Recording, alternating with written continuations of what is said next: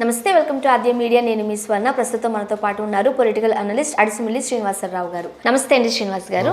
శ్రీనివాస్ గారు, లోకేష్ గారి పాదయాత్ర రోజు రోజుకి దూసుకుపోతుందనే చెప్పొచ్చు. నిన్న కర్నూలులో నిర్వహించిన సమావేశంలో మైనారిటీస్తో ఆయన మాట్లాడారు. చాలా మంది రకరకాల విషయాల గురించి స్పందించారు, మాట్లాడారు. ఫస్ట్ ఆఫ్ ఆల్ ఏం చెప్తారు మీరు? ఇక్కడ లోకేష్ గారి పాదయాత్ర స్టార్టింగ్ దగ్గర నుంచి పాజిటివ్గా ఉంది. ఆయనకి బాగా అనుకూలంగా ప్రజలు బాగా కనెక్ట్ అవుతున్నాడు. ఆయన అనేక సార్లు మాట్లాడుకున్నాం మనం. రోజు రోజుకి అంటే ఇంప్రూవ్ చేసుకుంటూ వెళ్తున్నాడు. ఆయన చాలా మెచ్యూర్డ్గా మాట్లాడుతున్నాడు. చాలా కన్విన్సింగ్గా మాట్లాడుతున్నాడు. ఇప్పుడు మైనార్టీలతో సమావేశం ఇది రెండోది. కర్నూలులో ఒక కడపలో ఒక 10 రూపాయల డాక్టర్ ఒక ఆవిడ ఉంది, డాక్టర్ గారు. ఆవిడ యాంకరింగ్ చేసింది. అవును. ఆయన ఇంకొక ఆయన ఈ ముస్లిమ్స్ గురించి మంచిగా మాట్లాడుతున్నాడు. ఆయన పేరు గుర్తు రావట్లేదు నాకు గబక్కనే. ఆయన వీళ్ళిద్దరు కలిపి లోకేష్ గారు ఎడాపెడా కూర్చున్న వాళ్ళు ప్రశ్నలు అడిగితే వీళ్ళు దానికి సమాధానం చెప్పారు చాలా పర్ఫెక్ట్గా. అక్కడ అనేక సమస్యలు వాళ్ళు కొంతమంది వాళ్ళ బాధలు చెప్పుకున్నారు. అలాగే సల్మాన్ అని చెప్పేసి ఒక ఆయన కుటుంబం ఆత్మహత్య చేసుకున్నారు. వాళ్ళ కుటుంబం ఏ రకంగా బాధలు పడిందని దుఃఖిస్తా చెప్పారు వాళ్ళు. ఈయన కొంతమంది బీజేపీ తోటి మీరు రేపు భవిష్యత్తులో కలిసి వెళ్తారా అనే దాన్ని కూడా భలే సమానం చెప్పాడండి. అవును, చాలా ఎక్సలెంట్గా చెప్పాడు. మేము బీజేపీ తోటి ఇవాళ కాదు ఈ గతంలో కలిసాం. మొన్న 2014 నుంచి 19 వరకు కలిసాం. ఏ రోజన్నా ఏ మైనారిటీ సోదరుడికైనా అన్యాయం జరిగిందా? ఇంత అరాచకం ఉందా? ఈ కుటుంబాలు ఎవరైనా ఆత్మహత్య చేసుకున్నారా? ఎవరైనా వేధించామా? అలాగే వాళ్ళు ఏం చేశారు సంక్షేమం చెప్పాడు. చాలా కన్విన్సింగ్గా ఉంది. ఆవిడ ఎవరు కాదనలేని సత్యం కదా అది. ఇప్పుడు జగన్మోహన్ రెడ్డి గారు బీజేపీతో పొత్తు పెట్టుకోలేదన్న మాట కానీ రొంక వ్యవహారం చేస్తున్నాడు కదా, గోడసాట వ్యవహారం చేస్తున్నాడు కదా, కళ్ళ ముందు కనపడుతుంది కదా. కాబట్టి ఇది పార్టీ వ్యవస్థ, పార్టీ తాలూకు సిద్ధాంతం ఎవరితో పొత్తులు పెట్టుకుంటాం వల్ల మమ్మల్ని ప్రభావితం చేయలేదు. మా సిద్ధాంతం అన్ని కులాలు, అన్ని మతాలు అందరూ ఈక్వల్. అదే పాలసీ మాది, అదే మైండ్ సెట్. పొత్తు పెట్టుకుంటాం లేకపోతే లేదు. కానీ మా మైండ్ సెట్ మనం డిఫరెంట్గా ఉంటుంది. ఓట్ల బ్యాంక్ రాజకీయం చెయ్యము అని చెప్పి చాలా స్పష్టం, చాలా బాగా చెప్పాడు. ముఖ్యంగా రకంగా చెప్పండి, చంద్రబాబు గారు చెప్పడం అలాగా. అదే తలపోతున్నాను నేను మీతో. ఆయన అయితే అలా చెప్పలేడు. ఈయన కొండ బద్దలు కూడా చాలా క్లియర్గా చెప్పాడు. ముఖ్యంగా చంద్రబాబు నాయుడు గారు ఇన్నేళ్ల సర్వీస్ లో ఎవరూ బాధపడకూడదు, సో అందరినీ ఏదోలాగా ప్యాంపరింగ్ చేయాలి అనే ఉద్దేశంతోనే ఆయన వ్యవహార శైలి ఉంటుంది. బట్ లోకేష్ గారిలో అది మనం చూడడం లేదు. తను ఏదైతే చెప్పాలనుకుంటున్నారో అది ముక్కుసూటిగా చెప్తున్నారని అనుకోవచ్చు. ఏముంది అందులో? అదే నిజంగా స్పష్టంగా చెప్పాడు కదా. అవును కదా, మా పరిపాలన మీకు ఏమైనా ఇబ్బంది కలిగిందా? మీ ఎవరితో పెట్టుకుంటే మీకు మిమ్మల్ని మీ మనోభావాలు, మీ మతాచారాలను మీరు గౌరవించినంతకాలం, మీకు ఇబ్బంది కలిగినంతకాలం రాజకీయంగా ఏది అవసరమో ఏది కాదో చూసుకుంటాం. కానీ మీకేం నష్టం చేయట్లేదు కదా. మేము అలా ఒప్పుకోం కదా. ఇప్పుడు గుజరాత్లో అప్పటికి ఎన్డీఏలో ఉన్నారు టీడీపీ. గుజరాత్లో నరమేధం జరిగింది. వెంటనే చంద్రబాబు గారు మోడీ గారిని అభిశంసించాడు. అదే కదా కక్ష తీర్చుకుంటున్నాడు ఇప్పటికే ఆయన. అంటే టీడీపీ పాలసీ ఏంటి? అక్కడ దుర్మార్గం జరిగింది కానీ దాన్ని అడ్డుకుంటానికి ట్రై చేశాడు. అతనికి అపాయింట్మెంట్ ఇవ్వలేదు. ఇది గమనించాలి కదా వాళ్ళు. ఇలాగా అదే కాదండి, అనేక వాళ్ళ సంక్షేమ విషయాలు కానీ హజ్ హౌస్, హైదరాబాద్లో హజ్ హౌస్ వాళ్ళే చంద్రబాబు గారు అయ్యామని నిర్మించారు. అది వాళ్ళ అక్కడ హజ్ యాత్రకి వెళ్ళడానికి సహకరించారు.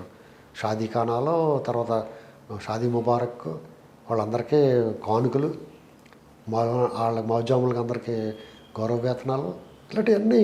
అంటే ఇప్పుడు చరిత్ర చింపేస్తే చిరిగిపోదండి. వాళ్ళు చేసిన పనులు గుర్తు చేస్తూ ఉండాలి.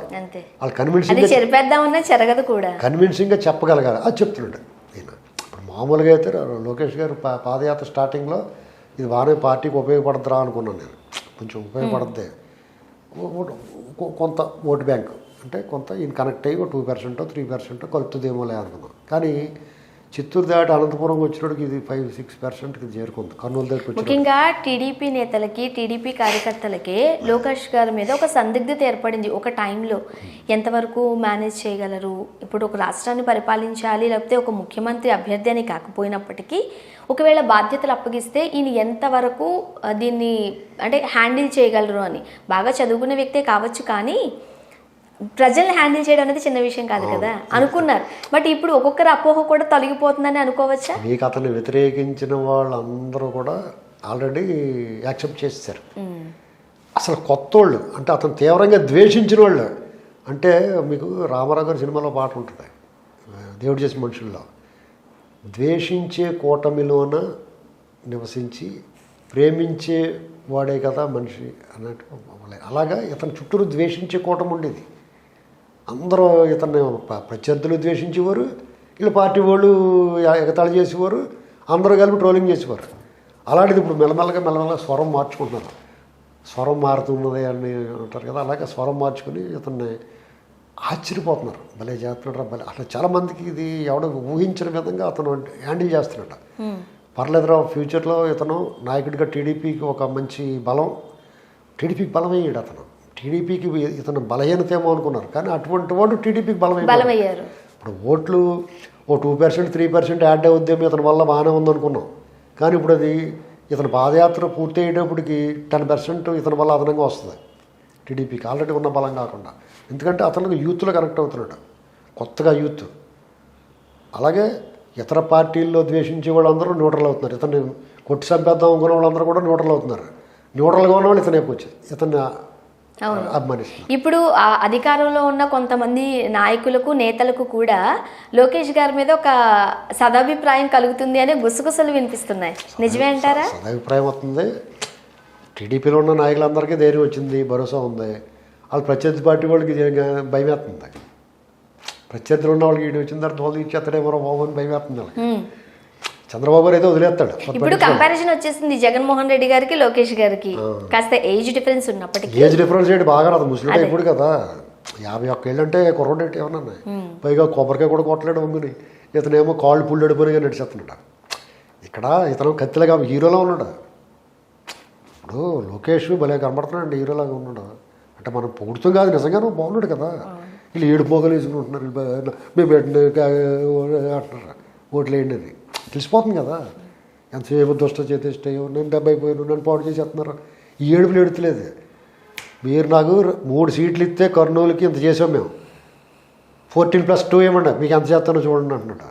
ఆ భరోసా, ఆ కాన్ఫిడెన్స్ ఉండాలి కదా మాటలు. ముఖ్యంగా ఓటు బ్యాంక్ అనేది రాజకీయాల్లో మైనారిటీస్ చాలా ఇంపార్టెంట్ రోల్. మీకు కర్నూలులో మీరు 14+2 అంటే 2 అంటే ఎంపీ సీట్లు, అంతే. ఆ 14 ఎమ్మెల్యే నాకు ఇవ్వండి, మీకు నేను నన్ను నిలదీయడం చేయకపోతే అన్నప్పుడు బుర్ర ఊపుతారు జనాలు కూడా చూపించాడు కెమెరా. అవును, అక్కడ ఆ యాక్సెప్టెన్స్ ఇది అతని ప్లస్.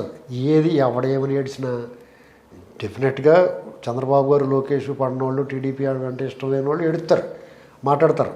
మళ్ళాటి వాళ్ళకి ఉన్నట్టు మాట్లాడుకోవచ్చు. రైట్. అంటే ఇప్పుడు ప్రతి ఒక్కరికి ఒక్కొక్క ఛాన్స్ ఇచ్చి చూస్తున్నాం కదా, ఈసారి లోకేష్ గారికి కూడా ఇద్దాము అని కనుక ప్రజలు అనుకున్నారు అనుకోండి. లోకేష్ గారికి ఛాన్స్ ఇద్దామని అనుకుంటే వాళ్ళకి ఆప్షన్ వాళ్ళే. ఇప్పుడు వాళ్ళకి ఆప్షన్ లేదు, ఇప్పుడు వీళ్ళకి ఇచ్చి తీరాలి. కానీ మనం వీళ్ళకి ఛాన్స్ ఇవ్వడం వల్ల మనకి ఎక్స్ట్రా బెనిఫిట్. అది చంద్రబాబు గారితో పాటు ఇతను బోనస్. చీర కొంటే జాకెట్ కొంటే వచ్చినట్టు ఇప్పుడు టీడీపీ కొట్టేసరికి కూడా చంద్రబాబు గారు అలాగే ఉంటాడు. ఈయన అదనంగా అనమాట. ఇప్పుడు బోనస్ ఇస్తారు కదా, మీరు ఏదో బట్టలు కొనుక్కుంటే వెళ్తారా, బట్టలు కొనుక్కుంటే వెళ్ళినప్పుడు మీకు ఏదో గిఫ్ట్ ఇస్తారు కదా, అలా గిఫ్ట్ అనమాట ఇతను. థ్యాంక్ యూ సో మచ్ అండి.